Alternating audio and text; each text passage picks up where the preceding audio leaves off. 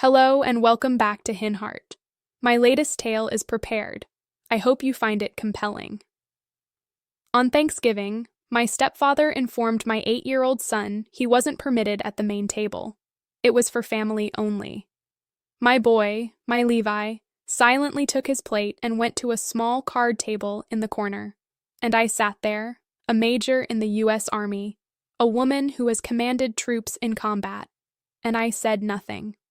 Not that evening, but within a month I stood in my mother's kitchen, locked eyes with her, and stated, "One more remark from your husband regarding my son, and our civil discussions end. I will address him directly, making his position and my son's status unmistakably clear. Understood?" My mother simply gaped at me. So let me recount how a decorated officer reached the point of being prepared to dismantle her stepfather. It began that Thanksgiving. I am Roxana Bush, 34, a major in the United States Army. I serve as the executive officer for a forward support battalion at Fort Liberty, North Carolina, placing me second in command of roughly 550 soldiers.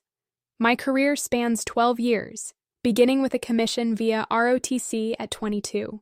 I have 2 combat deployments, a Bronze Star, have briefed generals, managed multi-million-dollar logistics, and once guided a convoy through a copper-hued sandstorm. I share this not to boast, but so you understand. I do not panic. I act with intention. And where my child is concerned, I am not someone to provoke. Levi is 8. He's the kind of child who can focus for hours assembling a model airplane in silence. He reads above his grade level, is unfailingly polite, and his father disappeared upon learning of my pregnancy. I've raised Levi alone, and he is my finest decision. My mother, Nain, 66, lives near Fort Liberty.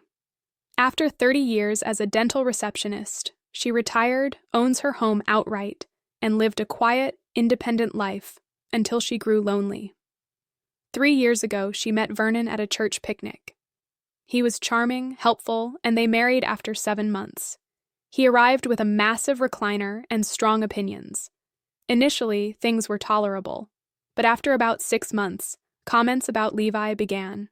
Subtle, corrosive criticisms. Vernon, who never raised a son, favored his own granddaughter, Kinley, lavishing her with gifts and attention while finding fault with Levi. At a summer cookout, Kinley received a new bicycle. Levi got a used, half-colored book. My son, who builds historical model planes, was either unnoticed or dismissed. A critical element, as a single parent in the Army, I must maintain a formal family care plan, designating a caregiver during my duties. My mother had always been that person. If this plan failed, my career could end. Thanksgiving arrived. As everyone sat down, Vernon told Levi the main table was for family, directing him to a card table in the corner. My son, with heartbreaking dignity, moved his plate there. No one objected, not Courtney, Vernon's daughter, her husband Travis, not even my mother.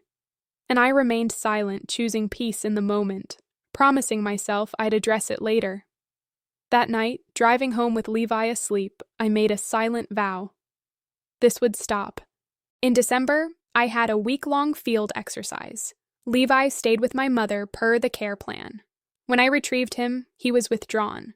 Vernon had thrown away a new model kit, claiming Levi made a mess. My mother defended it as a lesson in responsibility. Meanwhile, Courtney began suggesting Levi might need evaluation, while Vernon implied his visits were too much for Nain. I then learned from a neighbor that Vernon was telling church members Levi was troubled, and he was stepping in to help, portraying me as an incapable mother. My composure reached its limit.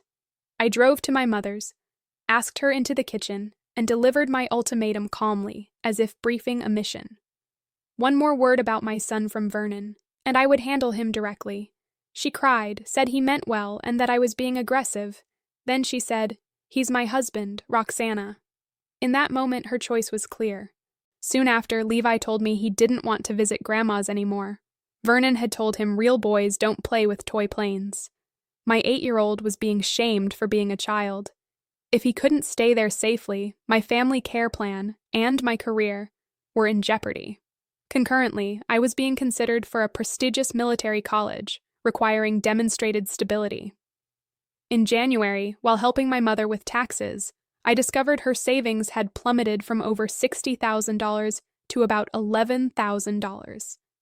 Vernon had spent nearly $50,000 on a boat, a riding mower, golf clubs, and other items. I began investigating.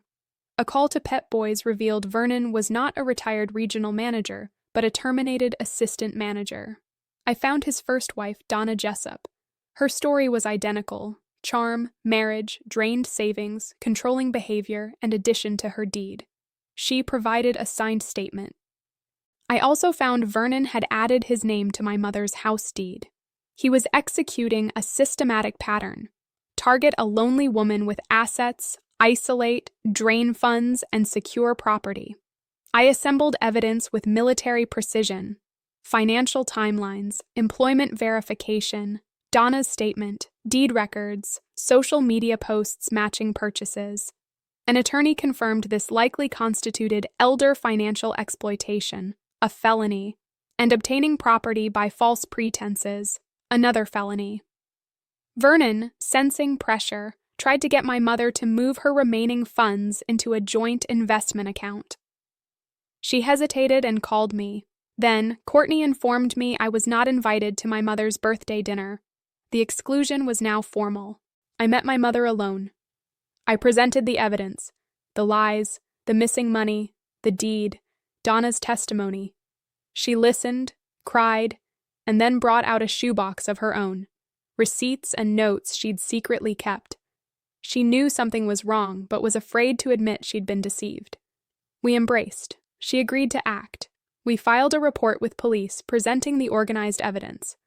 A detective remarked it was one of the most thorough presentations he'd seen. A warrant was issued. In mid-March, while Nayan stayed with me, Vernon was arrested at home. Charges: exploitation of an older adult and obtaining property by false pretenses. Bail was set at $75,000. He had no funds. Courtney, after reading Donna's statement, refused to help him. Facing strong evidence, Vernon pled guilty to the first count. The sentence: 18 months in prison, full restitution of $48,700, and a permanent restraining order. The deed was voided, returning the house solely to my mother. His purchased assets were seized. Nayan filed for divorce. Courtney later called not to apologize, but to acknowledge she had ignored her father's pattern.